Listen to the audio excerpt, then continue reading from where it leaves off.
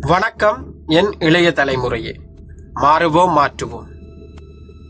காவல் அதிகாரிகள் உண்மையாகவும் நேர்மையாகவும் தங்களது வேலைக்கு துரோகம் செய்யாமல் அதனை அறத்துடன் செய்தால் எப்பேற்பட்ட அதிகார வர்க்கத்தின் கோட்டைகளையும் தவிடுபொடியாக்கலாம் என்பது நாம் இக்காலகட்டத்தில் காணும் நிகழ்வு.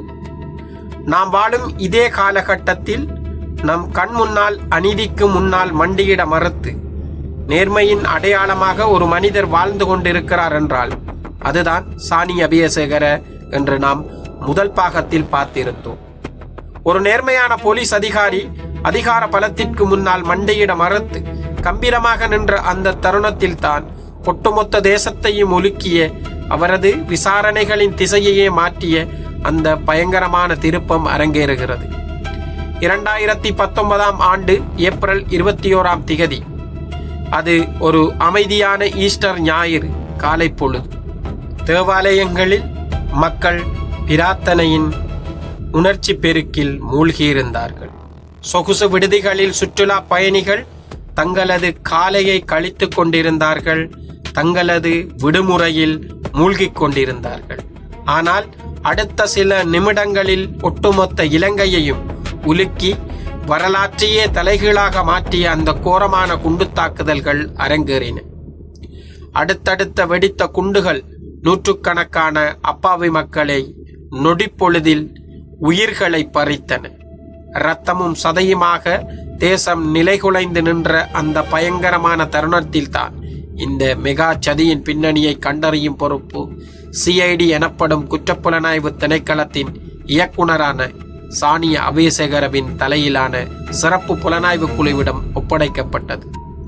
ஒரு த்ரில்லர் திரைப்படத்தின் கதையை விடவும் பயங்கரமான திருப்பங்கள் நிறைந்த புலனாய்வு இங்குதான் ஆரம்பமாகிறது. சாணி அபேசேகரவும் அவரது வலதுகரமாக இருந்த நிசாந்த சில்வாவும் களத்தில் இறங்கிய அடுத்த நொடியே இந்த வழக்கின் வேர்கள் வெறும் ஒரு சாதாரண பயங்கரவாத குழுவோடு மட்டும் நின்றுவிடவில்லை என்பதை தங்களது கூர்மையான புலனாய்வு பார்வையால் கண்டுபிடித்தார்கள். சஹ்ரான் ஹாசிம் மற்றும் அவனது தற்கொலை குண்டுதாரி குழுவினர் இந்த தற்கொலை களத்தில் நின்று நடத்தினார்கள் என்பது ஒரு புறம் இருக்க, இந்த தாக்குதலுக்கு பின்னால் ஒரு மிகப்பெரிய நிழல் உலக சதி கிராண்ட் கான்ஸ்பிரசி இந்த தாக்குதலுக்கு பின்னால் ஒரு மிகப்பெரிய நிழல் உலக சதி மறைந்திருப்பதை சாணியின் குழு மிக ஆழமாக தோண்டத் தொடங்கியது. சாணிக்கு எழுந்த முதல் கேள்வி இதுதான். தாக்குதல் நடத்தப்பட்டது பல நாட்களுக்கு முன்பே வெளிநாட்டு உளவுத்துறையினரால் மிக துல்லியமான தேதிகள் மற்றும் இலக்குகளுடன் கூடிய எச்சரிக்கைகள் இலங்கைக்கு கிடைத்தும் ஏன் அது தடுக்கப்படவில்லை? யாருடைய உத்தரவின் பேரில் அந்த எச்சரிக்கைகள் மூடி மறைக்கப்பட்டன? இந்த ஒரு கேள்விதான் நாட்டின் மிக உயரிய அதிகார மையங்களின் தூக்கத்தை கெடுத்தது, நிம்மதியை சீர்குலைய செய்தது. சாணியின் விசாரணை வளையம் அடுத்த கட்டத்திற்கு நகர்ந்த போது திடுக்கிடும் உண்மைகள் ஒவ்வொன்றாக வெளிவரத் தொடங்கின. நாட்டின் மிக உன்னதமான பாதுகாப்பு மற்றும் உளவுத்துறை கட்டமைப்புகளுக்குள் இருந்த சில உயர் அதிகாரிகள் உண்மையான குற்றவாளிகளை பற்றிய தகவல்களை தங்களுக்கு தெரிந்தே திட்டமிட்டு மறைத்தது அம்பலமானது. அது மட்டுமின்றி தாக்குதலுக்கு பிறகும் கூட குற்றவாளிகளுக்கு உதவியாக இருந்த சில உளவுத்துறை அதிகாரிகளின் தொடர்புகள் சாணியின் டைரியில் ஆதாரங்களுடன் ஏறின. சாணி அபேசேகர தனது குழுவோடு சேர்ந்து சேகரித்த டிஜிட்டல் சான்றுகள், தொலைபேசி அழைப்பு விவரங்கள் மற்றும் இரகசிய வாக்குமூலங்கள் அத்தனையும் ஒரே ஒரு திசையை நோக்கித்தான் கை காட்டின. அது என்னவென்றால், வரவிருக்கும் ஜனாதிபதி தேர்தலில் ஒரு குறிப்பிட்ட அரசியல் மாற்றத்தை உருவாக்குவதற்காக இந்த தாக்குதல் திட்டமிட்டே அனுமதிக்கப்பட்டதா என்ற ஒரு பயங்கரமான சந்தேகம்தான் அது. இந்த விசாரணை அப்படியே தொடர்ந்தால் அது நாட்டின் முன்னாள் அரசியல் தலைவர்களுக்கும் அவர்களுக்கு பின்னால் இருக்கும் மிகப்பெரிய அதிகார புள்ளிகளுக்கும் நேரடி தொடர்பு இருப்பதை சட்டபூர்வமாக நிரூபித்துவிடும் என்ற நிலை உருவானது. சாணி அபேசேகரவின் இந்த அதிரடி புலனாய்வு கொழும்பின் நிழல் உலக அதிகார மையங்களில் இருந்த பலருக்கும் மரண பயத்தை காட்டியது. உண்மைகள் வெளியில் வந்தால் தங்களது அரசியல் எதிர்காலமே முற்றிலும் அழிந்துவிடும் என்பதையும் தாங்கள் கட்டியெழுப்பிய சாம்ராஜ்யம் சரிந்துவிடும் என்பதையும் உணர்ந்த அந்த முன்னாள் அரசியல் புள்ளிகள் சாணி அபேசகரவையும் அவரது குழுவையும் எப்படியாவது முடக்க வேண்டும் என்று வஞ்சகமாக திட்டம் தீட்டத் தொடங்கினார்கள்.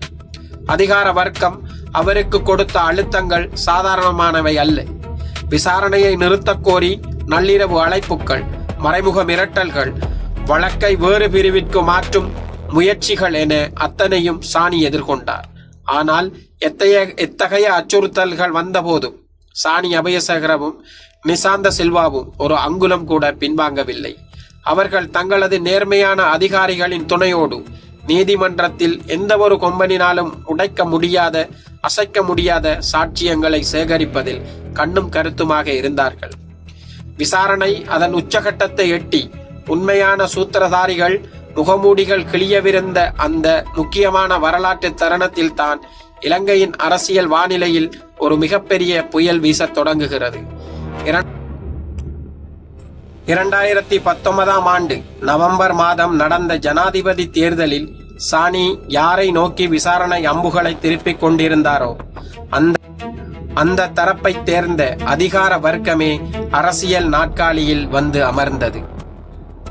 ஆட்சி அதிகாரம் முற்றிலும் கைமாறிய அந்த நொடியில் நேர்மையின் நாயகன் சாணி அபேசகரவின் மீது அவரது குழுவின் மீதும் பாய்வதற்கு அதிகார பலத்தின் கொடூரமான பழிவாங்கல் படலம் தயாரானது. ஒரு நேர்மையான அதிகாரி தான் துரத்திய குற்றவாளிகளே நாட்டின் ஆகச்சிறந்த அதிகார பீடத்தில் அமரும் போது என்ன செய்வார்? சாணி அபேசகர நாட்டை விட்டு ஓடினாரா அல்லது சிறையில் அடைக்கப்பட்டாரா? அந்த பயங்கரமான அரசியல் சூழ்ச்சியை பற்றி நாம் அடுத்த பாகத்தில் மிக விறுவிறுவாக பார்ப்போம். தொடர்ந்து இணைந்திருங்கள். பல திடுக்கிடும் உண்மைகளுடன், ரகசிய தகவல்களுடன் அடுத்த பாகத்தில் சந்திக்கலாம். இந்த காணொளி உங்களுக்கு பிடிச்சிருந்தா ஷேர் பண்ணுங்க, லைக் பண்ணுங்க, என்னோட சேனலை சப்ஸ்கிரைப் பண்ணுங்க. மீண்டும் சந்திக்கலாம். நன்றி, வணக்கம்.